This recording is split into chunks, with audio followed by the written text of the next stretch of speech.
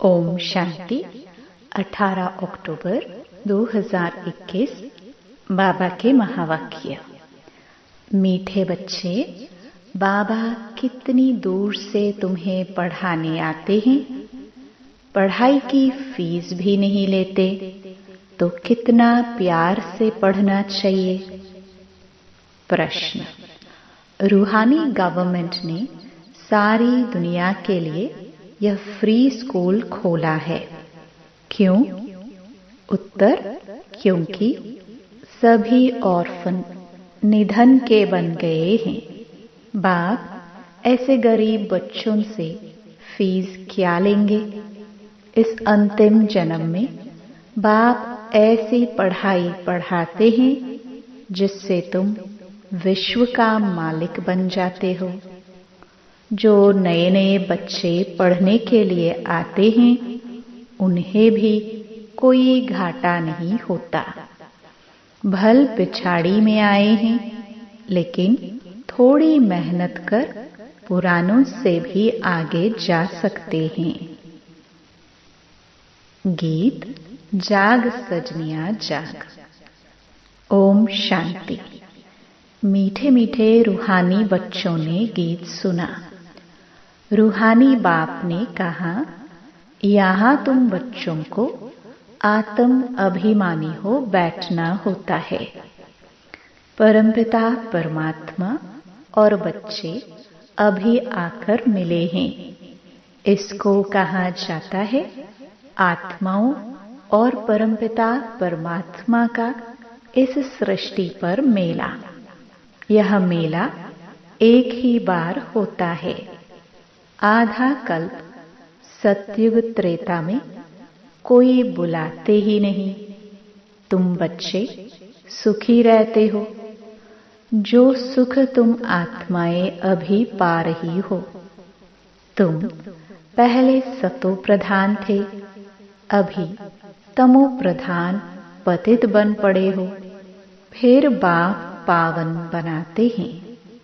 जब पुजारी बनते हो तो दुखी होते हो। 5 विकारों के कारण ही दुख होता है। जितना जितना सीढ़ी उतरते जाते हो उतना दुखी होते जाते हो। अभी तुम बच्चे जानते हो दुख के पहाड़ गिरने हैं।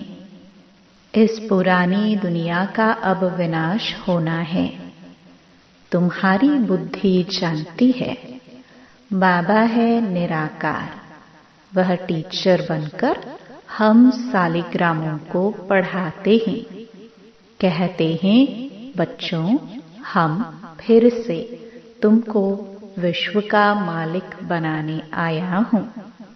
5000 वर्ष पहले भी तुम स्वर्ग के मालिक थे, याद है ना? संगम पर ही तुमको बनाया था।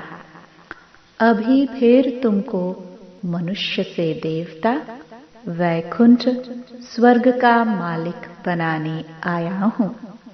तुमको यह वर्षा दिया था, फिर तुमको 84 जन्म लेने पड़े।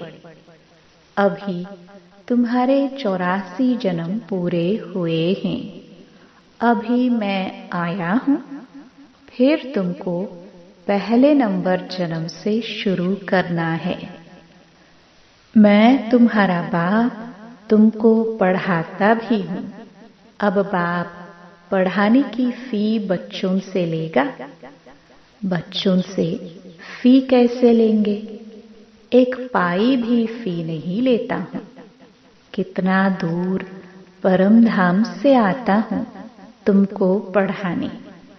यह नौकरी करने रोज आता हूँ। कोई की नौकरी दूर कहाँ होती है तो रोज आना जाना होता है ना? तुम जानते हो बाबा ज्ञान का सागर है, जो हमको सृष्टि के आदि मध्य अंत का ज्ञान देते हैं। भगवान वाच, मैं निराकार परमात्मा हूँ, न कि कृष्ण। तुम जिस कृष्ण को भगवान समझते हो वह भगवान हो ना सके। वह तो पूरे 84 जन्म लेते हैं। भगवान को अपना शरीर नहीं है। जैसे तुम आत्मा हो, वह भी आत्मा है, परंतु सिर्फ आत्मा कहने से तो सबके साथ मिल जाएंगे, इसलिए मुझे परम आत्मा कहते हैं। ड्रामा प्लान अनुसार मुझ आत्मा का नाम शिव है। मैं हूँ निराकार। मुझे बुलाते ही हैं शिव बाबा। असल मेरा नाम एक ही है, बाकी भिन्न भिन्न नाम रख दिए हैं। मेरा नाम कोई रुद्र है नहीं, न कृष्ण ने कोई यज्ञ रचा है। यह सब है झूठ। मैं ही आकर तुमको सच बतलाता हूँ। तुमको सच सच नर से नारायण बनाने मैं आया हूँ। मेरा घर बहुत दूर है। यहाँ आकर इस शरीर द्वारा तुमको पढ़ाता हूँ। सारा दिन इसमें बैठता नहीं हूँ, चक्कर लगाता रहता हूँ। मेरी ग्लानि करने के कारण तुम बहुत दुखी महान पतित बन गए हो। ब्रह्मा को भी कोई आदिदेव कहते, कोई एडम कहते, कोई महावीर कहते। तुम प्रजापिता कहते हो। तुमने मुझे आधा कल्प याद किया है, इसलिए मुझे इस पराये देश में आना पड़ा है। अब पतित दुखी हैं, ऑर्फन्स है, धनी धोरी है नहीं। ऑर्फन को पढ़ाने के लिए गवर्नमेंट फी नहीं लेती है। यह तो बहुत बड़ी रूहानी गवर्नमेंट है। बेहद के बाप को कोई जानते नहीं है। कितने जप तप दान पुण्य आदि करते हैं। पूछा जाता है यह क्यों करते हो, तो कहेंगे इससे भगवान के पास पहुंच जाएंगे।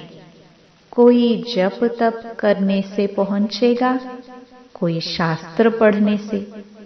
बाप कहते हैं ऐसे तो है नहीं। भक्ति करते करते तो तुम और ही पतित बन गए हो। पंख टूट गए हैं, तुम उड़ नहीं सकते हो। जब तक तुम्हारे में ज्ञान घृत न पड़े। घृत अथवा पेट्रोल खत्म हो जाने से जोत बुझ गई है। फिर मैं आकर भरता हूँ। तुम जानते हो बाबा आया हुआ है। यहाँ तुम खुशी में रहते हो। घर में जाने से तुम भूल जाते हो। तुमसे मैं इस पढ़ाई की फी नहीं लेता हूँ। तुम कहेंगे यह चावल मुट्ठी देते हैं। यह चावल मुट्ठी तो तुम भक्ति मार्ग में देते आए हो, जिसका रिटर्न फिर दूसरे जन्म में मिलता है। अभी तो तुम जानते हो बाप सम्मुख बैठे हैं, फ्री पढ़ाते हैं, क्योंकि जानते हैं उन्हों के पास रखा ही क्या है, तो बाप थोड़े ही तुमसे कुछ लेंगे। उस पढ़ाई में तो कितना खर्चा करना पड़ता है, कितने इम्तिहान पास करने पड़ते हैं। मैं तो एक ही पढ़ाई पढ़ाता हूँ। स्कूल में जो आते जाते हैं उनको ऐड करता जाता हूँ। हाँ, जो लेट आते हैं उनको थोड़ी मेहनत जास्ती करनी पड़ती है। उनके बदले में फिर देरी से आने वालों को अच्छी पॉइंट्स मिलती हैं। जो जल्दी जल्दी पढ़ते उनको कुछ घाटा नहीं है। नई नई अच्छी पॉइंट्स मिलने से पुराने से भी तीखे जाते हैं। बाप कहते हैं, शुरू में जो आए वह कितने भागंती हो गए। अच्छा हुआ जो तुम देरी से आए, सो फिर तुमको गुह्यते गुह्य पॉइंट्स मिलती हैं। बाप कहते हैं, जिस्मानी पढ़ाई भी पढ़ो, शरीर निर्वाह अर्थ धंधा धोरी भल करो, सिर्फ मुझे याद करो और चक्र को याद करो। यह भूलना नहीं चाहिए। यह तो समझते हो ना कि अब हमारे 84 जन्मों का अंत है। बाप समझाते हैं, मुझे याद करो तो तुम तमो प्रधान से सतो प्रधान बन जाएंगे। याद तो तुम बाप को भी करते हो, पति को भी करते हो। अब मैं तुम्हारा पतियों का पति, बापों का बाप हूँ, टीचर भी हूँ। मैं तुम्हारा सब कुछ हूँ, सुख देने वाला हूँ। वह पतित संबंधी आदि तो तुमको दुख ही देंगे। सतयुग में कोई किसको दुख नहीं देते। अब मैं आया हूँ सतयुग का राज्य भाग्य देने। तुम जानते हो, इस संगम पर ही बाप से हम वर्षा लेते हैं। अब जितना तुम पढ़ेंगे, पढ़ाई भी बहुत सहज है। यह है ही सहज ज्ञान, सहज याद। मौत भी सामने खड़ा है। मैं आया हूँ तुम सबको ले जाने। इसलिए मुझे कालों का काल भी कहते हैं। यह भी कहते हैं कि इनको काल खा गया। काल शरीर को खाता है, आत्मा को तो खा ना सके। आत्मा तो एक शरीर छोड़ दूसरा जाकर लेती है, पाठ बजाती है। अभी तुम जानते हो, एक ही धक से यह सब खलास हो जाएगा। मौत ऐसा होना है जो कोई किसके लिए रोएगा नहीं। सभी को वापस जाना ही है। रोते तब हैं जबकि पुनर्जन्म फिर दुख की दुनिया में ही लेते हैं। तुम बाप को बुलाते भी इसलिए ही हो कि बाबा हमको अपने साथ ले जाओ। तो अब बाबा आया हुआ है। जो भी मनुष्य मात्र हैं सबको ले जाते हैं। विनाश होगा तो सब मरेंगे, रहेगा कोई नहीं। गवर्नमेंट अपना प्लान बना रही है। मनुष्य सृष्टि तो बढ़ती ही जाती है। छोटी छोटी टाल टालियों में भी कितने पत्ते निकल आते हैं। झाड़ तो बढ़ेगा ही, परंतु उनकी आयु भी जरूर है। कल्प वृक्ष की आयु कोई लाखों वर्ष थोड़े ही हो सकती है। अभी बाप तुमको पढ़ा रहे हैं पूज्य देवी देवता बनाने के लिए। पहले पहले बाप तुमको ही मिलता है और धर्म वाले तो आते ही पिछाड़ी में हैं। सतयुग में तुम आते हो, पढ़ाता भी तुमको हूँ। सिर्फ कहता हूँ पावन दुनिया में चलना है तो विकार में मत जाओ। फिर भी तुम मानते क्यों नहीं हो? विष बिगर तुम रह नहीं सकते हो। मेरी मत पर नहीं चलेंगे तो ऊंच पद भी नहीं पाएंगे। तुम्हारी आश ही थी कृष्णपुरी में जाने की, तो कृष्ण की राजधानी में जाएंगे व प्रजा में। कृष्ण के साथ खेल पाल प्रिंस प्रिंसेस ही करेंगे, प्रजा थोड़ी करेगी। यहाँ मम्मा बाबा भी पढ़ रहे हैं। तुम जानते हो यह राधे कृष्ण फिर स्वयंवर के बाद लक्ष्मी नारायण बनेंगे। राजाई वालों की ही माला बनती है ना। 8 दाने में आओ। अच्छा 8 में नहीं तो 108 में तो आओ। कम से कम 16,108 में तो आओ। यह है ही राजयोग। बाप की श्रीमत पर चलना चाहिए। घर के भांतियों को भी समझाओ। बाप तुमको समझाते हैं औरों को समझाने के लिए। पुरानी दुनिया का विनाश होना ही है। महाभारत की लड़ाई भी प्रसिद्ध है। जबकि भगवान आया था, भगवान ने ही आकर राजयोग सिखलाया था। स्वर्ग की स्थापना और नरक का विनाश हुआ। यह समय वही है। फिर राजधानी स्थापन हो जाएगी। सतयुग में दूसरा धर्म होता ही नहीं। भारत कितना सिरताज था, कितना साहूकार था। क्रिश्चियन लोग सब यहाँ से ही साहूकार हुए हैं। सोमनाथ के मंदिर से भी कितना माल ले गए, ऊंट भरकर। यह तो एक मंदिर की बात है।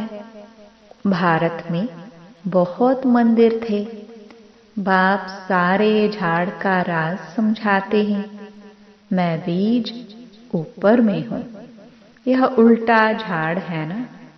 नॉलेजफुल मैं हूँ। तुम मुझे पुकारते ही हो, पतित पावन आओ। फिर भी कह देते नाम रूप से न्यारा है। रावण ने सबको एकदम बेसमझ बना दिया है। अब तुमको स्मृति आई है, हमारा बाप कौन है, यह चक्र कैसे फिरता है। सबकी समझ तो एक नहीं होती। एक की समझ न मिले दूसरे से, एक के फीचर्स न मिले दूसरे से, तो अब तुम बच्चों को बाप का बनना चाहिए ना। वह बाप भी है, टीचर भी है, तो सतगुरु भी है। तुम जानते हो यह फी कुछ लेते नहीं है। बिगर कौड़ी खर्चा तुमको 21 जन्मों के लिए राजाई मिल जाती है।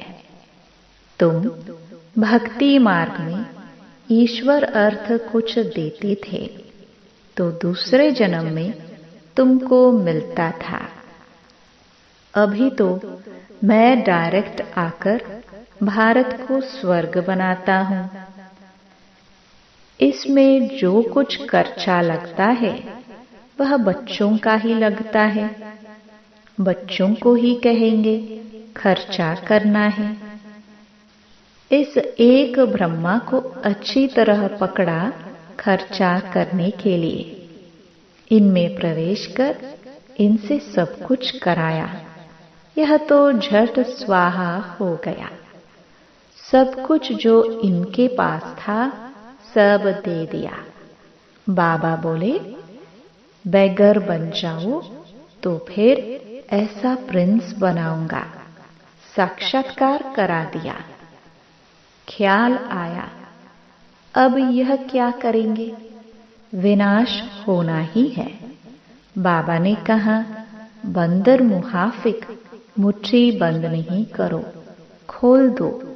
झट खोल दी।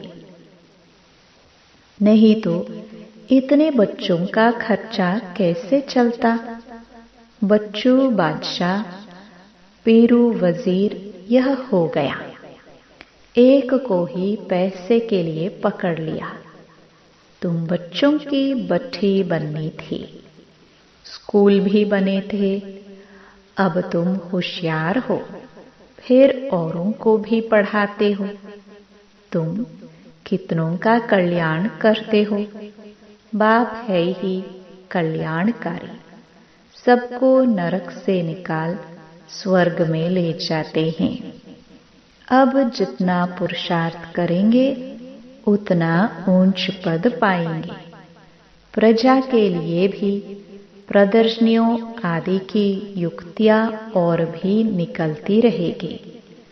ढेर प्रजा बनती जाएगी। राजा रानी तो थोड़े होते हैं, प्रजा तो करोड़ों के अंदाज में होते हैं ना। किंग क्वीन तो एक है, वहां लड़ाई झगड़ा आदि होता नहीं। बच्चे जानते हैं अब तो मौत सामने खड़ा है। जितना योग में रहेंगे उतना पापात्मा से पुण्य आत्मा बनेंगे, और कोई उपाय है नहीं। सपूत बच्चे माँ बाप को फॉलो करते हैं। बाप पावन बने, बच्चा न बने तो वह कपूत बच्चा ठहराना। इसमें तो नष्टो मोहा बनना होता है। मेरा तो एक शिव बाबा, दूसरा ना कोई। वर्षा भी उनसे मिलेगा। अब बाप से वर्षा पाना है नई दुनिया का, तो पतित मत बनो। पावन बनने बगैर नई दुनिया में जा नहीं सकेंगे। जन्म जन्मांतर के पाप किए हुए हैं, उनकी सजा भोगनी पड़ती है। जैसे कि 63 जन्मों के पापों की सजा मिलती है। गर्भ जेल में भी सजा भोगते हैं। सतयुग में कोई जेल आदि होती नहीं है ही स्वर्ग। अब बाप साधारण तन में आए हैं, इसलिए बाप को पहचानते नहीं हैं। बाप के साथ योग लगाने से ही आत्मा पावन बनेगी। बाप कहते हैं, मैं पतित दुनिया पतित शरीर में आता हूँ, फिर इनको नंबर 1 पावन बनाता हूँ। तत्त्वम, तुम भी पावन बनते हो। तुम बाप के बच्चे बने हो, प्रजापिता ब्रह्मा के भी बच्चे हो, इसलिए बाप दादा कहा जाता है। बाप समझाते हैं, अब टाइम बहुत थोड़ा है, शरीर पर भरोसा नहीं है। बाप को याद करते रहो, स्वदर्शन चक्रधारी बनो। सारा दिन यही बातें ख्याल में रहे। अच्छा, मीठे मीठे सिखिलदे बच्चों प्रति माता पिता बाप दादा का याद प्यार और गुड मॉर्निंग। रूहानी बाप की रूहानी बच्चों को नमस्ते। धारणा के लिए मुख्य सार। पहला, पूरा पूरा नष्टो मोहा बनना है। एक शिव बाबा, दूसरा ना कोई। यह पाठ पक्का करना है। सपूत बच्चा बन माता पिता को फॉलो करना है। दूसरा, बिगर कौड़ी खर्चे पढ़ाई से 21 जन्मों की राजाई मिलती है, तो बहुत लगन से पढ़ाई पढ़नी है। स्वदर्शन चक्रधारी बनना है। वरदान, सर्व खजानों से भरपूर बन अपने चेहरे द्वारा सेवा करने वाले सच्चे सेवाधारी भव। जो बच्चे सर्व खजानों से सदा संपन्न व भरपूर रहते हैं, उनके नयनों व मस्तक द्वारा ईश्वरीय नशा दिखाई देता है। उनका चेहरा ही सेवा करता है। जिसके पास जास्ती अथवा कम जमा होता है, तो वह भी उनके चेहरे से दिखाई देता है। जैसे कोई ऊंच कुल का होता है तो उनके चेहरे से वह झलक और फलक दिखाई देती है। ऐसे आपकी सूरत हर संकल्प, हर कर्म को स्पष्ट करे, तब कहेंगे सच्चे सेवाधारी। स्लोगन: समय और संकल्प के खजाने की बचत कर जमा का खाता बढ़ाओ। ओम शांति। ओम